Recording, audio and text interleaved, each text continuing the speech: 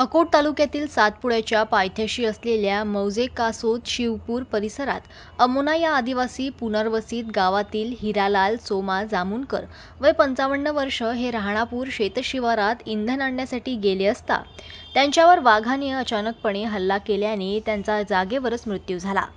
मयत व्यक्ती ही भूमिहीन आहे। तशामलाल नामदेव काकळे, पंच मदन बाबूराव बेलसरे, सरपंच VM गायकवाड, वनपाल DK जाधव, वनपाल SV कहाळे, वनरक्षक GP रेकडे, RFO सोमठाणा, वीर एकलव्य बचाव पथक पांडुरंग तायडे, शिवसेनेचे अकोला उपजिल्हा प्रमुख दिलीप बोचेरी याबाबतचा पंचनामा करून प्राथमिक अहवाल तलाठी यांनी तहसीलदार अकोट यांच्याकडे दाखल केला असल्याची माहिती मिळाली आहे।